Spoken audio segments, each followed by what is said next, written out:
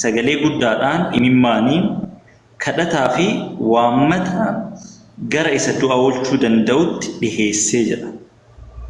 San booda tuqlameen cufee jira. Tuqlameen cufee jira. Maalidha? Hiika lama wal bira jiraa jechuudha as biratti. Inni jalqabaa gara isa du'a oolchuu danda'utti dhiheesse gaaf jedhu kana du'a akka isa oolchuuf akkasitti dhiheesse yaa ta'edhu miti. Gara abbaa kadhachuu isaati abbatu du'a isa oolchuu danda'a jechuudha. Maaf lubbuu kan waan dabarsee nan kenna deebiteellee nan fudhadha jedhee waan dubbatee jiruuf jechuudha. San booda keettaanee jiru maal jedha? Sababii inni ulfinna waaqayyootiif gaduuf deebisee fi isatti uf kennateefis kadhanni isaa hin dhaga'ameefi jedha. Ulfinna waaqayyootiif gaduuf deebisuun isaa maalidha? Akka fedha waaqayyootti ajajamuu isaati. Yaa waaqayyo fedha kan kiyoo ta'e xoofoon kun narraa haa darbituu jedha. Feetii waaqayyoo garuu inni aarsaa ta'ee aarsaan sun haga isarraa fudhatamutti waaqayyo dugda itti gale. Hin dhageenyeen. Maaf dirqama aarsaa ta'uu sababii qabuuf. Sababii sanaaf Yesuus gara iddoo aarsattiin fudhatame, hin qalame, hin du'e, hin reebame, hin du'e booda du'aa ka'uu isaa arginaa jechuudha. So as biratti gara waaqayyo gara abbaa isaa kadhachuu isaa waan dubbatudha gubbaa irratti kan jiru malee du'aa akka isa oolchuuf waan kadhatee miti jechuudha. Maalidha wanti isaaf kadhatama argate? Aarsaa inni dhiyeesse sanatu isaaf fudhatama akka argatu taasisee jechuudha. Kana as biratti.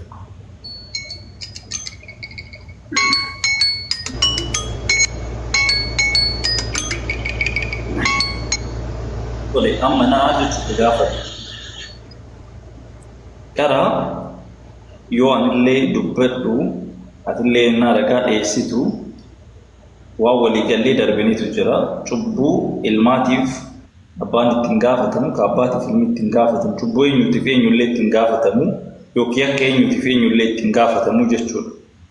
Amma gaafa dhufee si gaafadhu bakka Yesuus eenyutu fannifame siin jedhee jennaani Yahudaadhaan jette. Warri akkasuma itti bakka Yesuus eenyutu fannifame reeyoonni fannifamne siin jennaan Yahudaadhaan jette. Takkaffaa Yahudatu bakka Yesuus fannifame yoo jettuyyuu barsiisa kana duraan musliimotaa keessatti dhaga'een addaadha. Yahudaan bakka Yesuus fannifame ka jedhu hin jiru. Lammaffaa Yahudaan obboroo sana akka fannifame akka uffannise ofiisaa sanuu akka uffannise in arginaa jechuudha. Gaduuf deebisee akka ofirraas ofiisaatii ofirraas osoo Yesuus ganaa Phiilaaxoosiin Anaaniyaa biratti deddeebi'aa jiru jechuudha. Kan ofiisaatii fiigee akka of ajjeese argina kitaaba keessatti. So akkamitti bakka Yesuusii Yahudatu fajjeese akkamitti jechuu dandeette? Ragaan ati sattiin jechuu dandeette hoo maalni 12 keessaa irrachuun isaa ofiisaa waan fajjeeseef malee bakka Yesuusii waan bu'ee fi mitaan akka kitaaba qulqulluu keessatti beekutti. So ragaa kam eessaa fuutee akkas jette? An akka barsiisa musliimummaa beekutti ammoo haga beekutti bakka Yesuusii du'eera yookiin bakka Yesuusii ebalutu fannifameedhanii kan dubbatanii isa akka hin taane hin beeka. Atammoo eessaa fuutee yaada wal kan haasofte sosarratti deebiste. Okay, waan hagammaa dubbisaa jiru sirriidhaan hin dhageeffanne Abigooni. Sirriitti ilaale irra deebiisi dubbisamu. Yohaanisiin tokkoon ibsatti kennaa deemna. Sa'aatii garuu daqiiqaa 2 nan ga'u abdiidha. Gaafinni gaafate gaafii dheeraa waan ta'eef. Absaas gabaabsaa deemu wayanatti fakkaata. Sa'aatiinis baay'een jala deemeera ganama hojiitti kaana. Okay. Gabaabsaa. Daqiiqaa meeqa isinii godha? Daqiiqaa 5 godhi kan takkatti. Maaliif jennaan ibsa guddaatti kennu. Osoo taane daqiiqaa 2 illee yes gabaabaa ture bara. Yesuus daqiiqaa 2 olii kennaarra. Sirri daqiiqaa akkasuma yaada. Okay, bakka Yesuus yookaan cubbuu namaatiif Yahuda fannifamechaa hin jiru sirri daqiiqaa. Daqiiqaa 2 gootare fuudhee. Dubbii kana erga dubbate booddee Yesuus gara waaqatti ol ilaalee yaa abbaa yerichi ga'eera. Ilmi kee ulfina akkasiif kennuuf ilma kee gara ulfinatti ol fuudhadhu. Akka macaafaatitti masqalaa fi namni irra fannifameleen abaaramaadha. Yesuus kan kadhataa jiru gara ulfinaa kadhata gaafataa jira malee gara masqalaa kadhataa hin jiru itti ufu. Akkuma ati foon qabeessa hundumaa irratti aboo isaaf kennite Yesuus foon qabeessa hundumaa irratti aboo qaba. Aboon kunuu Yesuus irraan fuudhamne Yesus fannifame yoo jettee Yesus akkana sobee jira aboo wahiituun qabu ta'a. Inni immoo warra ati isaaf kennitu hundumaaf jireenya bara baraa haa kennuuf. Jireenyi bara baraa sun kami? Akkamitti argama jennaan lakkoofsa irratti Waaqayyo isa tokkicha isa dhugaa. Tokkichi sun isa dhugaati. Yesus Kiristoos isa ati ergites beekuun isaanii jireenya bara baraati. Ani lafa irratti ulfina siif kenneera. Hojii akka ani hojjedhu ati anaaf laattis raawwadheera. Ammas yaa Abbaa ulfina utuu biyyi lafaa hin uumamin ani si biratti qaba tureen ofii kee biratti ulfina anaaf kenni. Biyya lafaa keessaa warra ati anaaf laattetti maqaa kee beekseera. Isaan kan kee turani ati immoo isaan anaaf laatte. Isaan immoo dubbii kee eeganiiru. Ammas ani wanti ati anaaf kennite hundinuu si biraa ta'u isaan hubataniiru.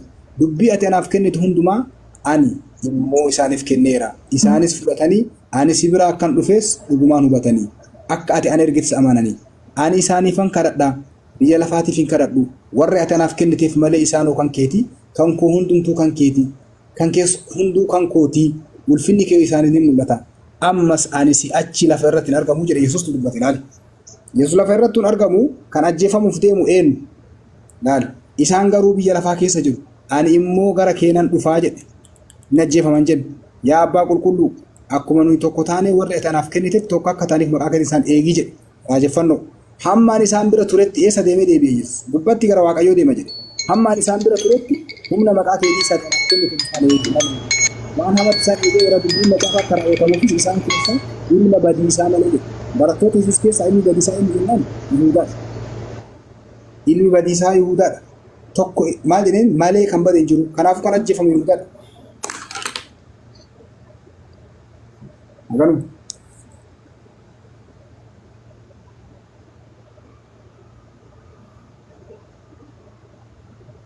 Okay. Warra deemuutti fakkaata.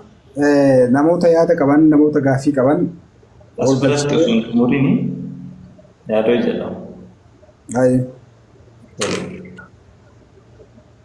Asa haga ammaa kan irraa dubbisaa turte Wangeela Yohaannis boqonnaa 17 irraa yaada jiru. 18-19 illee yaadota jiru itti fufee dubbata. Yesuus Kiristoos amma booda biyya lafatti hin argamu kan jedhaa ture. Haga yoomiiti kan jedhu illee yoo ufafutti deemaa dubbisnee yeroo biraa marii itti aansinee paartii lammaffaa qabnee itti fufuu hin dandeenya marraa jechuudha. Sababni isaa waan rarra'ee hafu waan hin taaneef namni dhageeffataa jirullee qonnaa 17 dubbisee arabiin dhugaadha. 100% irraa walii gala kadhata Yesuus kadhataa ture. Garuu immoo boqonnaa 18-19 haga 21 haga 22 waan jiru dubbisuu qabna jedhee ta'a personaaliin so sanus akkas ta'eeti anaaf deebii kan deebisne garuu Yihudaan ganama of ajjeese Yihudaan ganama gad of deebisee of ajjeese akka inni du'ellee arganii jiranii Yesuus Kiristoos sa'aatii 6-9 hedduu sanitti akka fannifame kitaaba keessatti illee istirii irratti illee hin arginaa jechuudha. Jidduu sa'aatii 6-9 sanitti eenyutu fannifame eenyutu tumame eenyutu akkasitti rakkate eenyu akkasitti waan godhamaa ture sana hunda ta'e gaafiin kiyya ammallee akkasii ta'uuf. Okay, akkana godhuu dandeenya. Kutaa lammaffaa sa'a dheeraa akkana waan hin dandeenyeef yeroo manni garee shahaadaa banamu seennee daqiiqaa 30 dubbachuu dandeenya. Duuti Yihuudaa akka lamatti gabaafame. Duuti nama tokko akka lamatti yoo gabaafame sobata. Kana ragaa wajjii yeroo biraa dubbachuu dandeenya. Garuu kan ajjeefame Yihuudaa ta'uu dhibbatti akka keeyyata kanaatitti isaan keessaa tokko baduu isaati. Yesuus gara Waaqaa deemudha wanni Baay'ee isinitti himaa jiru. Kutaa lammaffaa keessatti bal'inaan deemuu dandeenya. Amma asitti dhaabaa namni yaada qabu abdii irraa kaasee yoo ammoo lakki gaariidha abdiin illee dadhabee jira fakkaata rafuu fakkaata. Inshaallah irraa asitti dhaabnaa daawwannee turre gama kiyyaan assalaamu alaikum.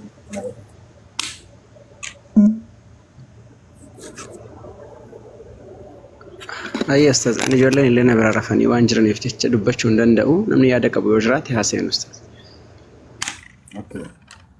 Namni yaada qabdan kiristaana irraa ol seenaa. Musliima irraa nama tokko ol seensaa.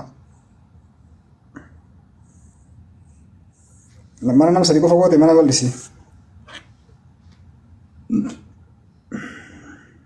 Abdii mana bal'isiiti innis dadhabee jira anis dadhabee jira. Mana bal'isi inshallah. Erga daama namni yaada qabdan inshallah kiristaana irraa nama tokko ol galcha. Assalamu alaikum warahmatullahi wabarakatuh. وعليكم السلام ورحمة الله وبركاته.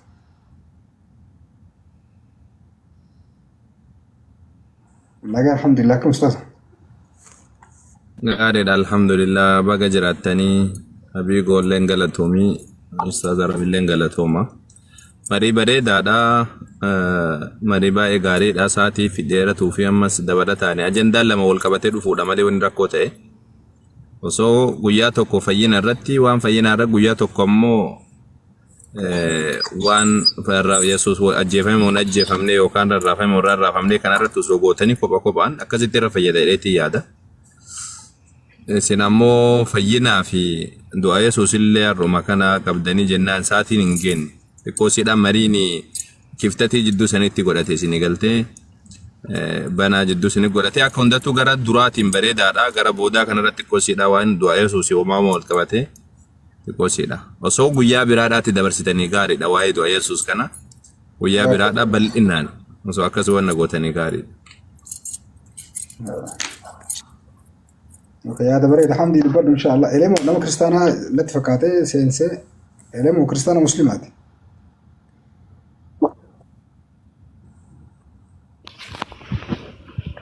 السلام عليكم ورحمة الله وبركاته أستاذ رب تريد قبل خسني في هذا يا أسئلة إني دقيقة في إن شاء الله يسندنو وانغاري دا ماري بريدا دا ماري نمنون دنو برنو تراركة تجرو already macaafni qulqulluun nama harkan jirrellee hin jiru namni tokko soba dubbachuu hin danda'u abbaan fedhe kiristaanaas haa ta'u muslimnis abbaan fedhe soba danda'u namni ammaan tana qaroomee jira kutee jira namni bakka duratti itti eegamu sobamuu bira dabre ilmi namaa ijoollee daa'ima xiqqoo sobuu hin dandeessu har'a keessatti maaliif macaafni hundi kitaabni ha muslimaanu harka jira ha kiristaanaanu harka jira sobni tokko dubbatamuu hin danda'amu sobni tokkichaan dhugumachirra jirtu qofa dubbachuudha haga ammaa wanni deemaa jirtan waan bareedaadha haga ilaa ammaa deemamaa jira nuti yoo yaada qabaanne paartiin keessan kun gaaf guyyaa dhumate irratti qabnu waan irra qabnullee guyyaa sani guyyaan dhumate malee ammaa miti ammoo haala gaarii irra jirtanii kanaan itti fufaadha akka immoo obboleessi keenya abiigoo jaaroo akka reefuun ture jeesanitti haa dhumatuufi warra kiristaanaa fixuufiin barbaachisaa haa dhumatu nuti hordofu jirra haa dhumatu. kitaabni kun maaliif nabii isaan nuufis barkabajamaadha bar ergamaadha beena malee rabbiitu ergate beena rabbii tokkichaatu isa san uumeen lafa tanaa fi samii tana uumeetu isa san ergate ergamtoota nama 25 lafa addunyaa tanatti ergate nabii isaa dura nama 23 rabbiin lafa tanatti ergate nama 23 saniifuu nuti waan ni beeyna waa hunda duuba sii dabarree fuula dura dabarree waa hunda addaan facaafne alhamdulillah beeyna waan kiristaanaa irraas beeyna somni tokko keessatti argamu hin barbaachisu akkamma obboleessi ustaasni keenya maarab reefuun tana itti oofaniitu dubbatan san baay'ee gaariidha ammoo warra kiristaanaa biratti ragaa baasanii tuffi fakkaata ragaa irratti ragaa gaafatame ragaa irratti dubbatamu barbaachisaadha maaliif jennaan namni nama raggeeffatu waan nama tuffatu jiru ragaa isaanii baafatanii ragaa irraa dubbachuu خلاص أنا لقديم بوا أني يادة دران كابو أستاذ ولي دبته قالتهما علي قبويت. السلام عليكم ورحمة الله وبركاته. أكاسي إيش ده درسنا إن شاء الله مسلم وقفل وسينا جوانتي وعليكم السلام وما دبر إن شاء الله أنا سنبا إن شاء الله ويا برا كتار مفاسا كنتا كمان نراكم قبوي تنتظر مقف.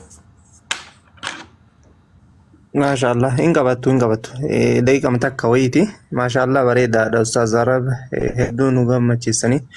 bifa tasgabbii ta'ee fi bifa seera qabeessaanii kan gaaffii deebii keessan xumurtanii haaluma kanaan itti fufaatii paartii lammaffaa kana ittiin deemaa jechuun barbaada maaliif mariin keessan hedduu nu gammachiise hedduu nutti tole waan ta'eef amma dadhabdan isin hundi keessaniyyuu dadhabbii kanaaf boqonnaa isin barbaachisa jazaakallahu khayran garee kananiin dhufaa yeroo yaada garaagaraallee yeroo barnoota adda addaallee ustaaz abdiin asumaan dabarii nagalchi yeroo barnoota baruu barbaada waan ta'eef keessa seenaa jechuu barbaadeeni. جزاك الله خيرا السلام عليكم ورحمة الله. اوكي انا كريستيانا تقول قلت رابعنا ان شاء الله. برا كريستيانا تي مسلمة نمني كم اللي هذا كن دندا لكم كباربي. saya nagaan buli galatoomii dul faadhu sin jenna galatoomii sin jedha gama kiyyaan nagaan buli. Tole osoo yoon nan jedhin dur maybe namni arwaaseen king haa dubbatee kawachi waan jedhu qaba. King dubbat.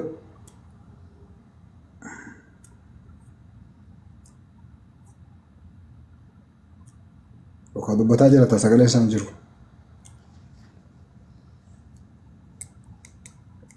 Sagaleen isaan jiru abii dubbadhatu mambas. Neetwoorkii irra qabu. Dubbadhuutii goola baha abigo. Galatoomi hundi keessanuu galatooma. Ragaa jedhama waan jiruufi maybe jalqaba irratti dubbadheera ture namni dhageeffataa jirtan ragaa dubbadhu kana barreeffadhaa jedheera. Rikardiin abdii bira hin jira. Isarraa fudhachuu hin dandeettanii. Kitaaba qulqulluu dubbisaa dubbadhee osoo waan kitaaba qulqulluu keessa hin jirre dubbadhaa jiraadhee Arabiin pooz na godha ture. So ragaa ka jedhuu fi ragaan hin ture isintu yaanni keessan koomentii irraa waan kun ifatti mul'atu wayii qofarra waan ta'eef akkasitti honna jettanii ragaa hunda dhiyeessaa ture isanii wal qabatee wanti honna jedhu hin jiru. And then next Arabii akkuma kana dura gooniin mari'annee guyyaa next goonu paartii lammaffaa goonu waliif hin beellamna san booda waan jiru isin hin beeksisna. Galatooma eebbifamaa isinillee dubbifadhaa waan jiru walumaan laalla jechuudha. Nagaan tura.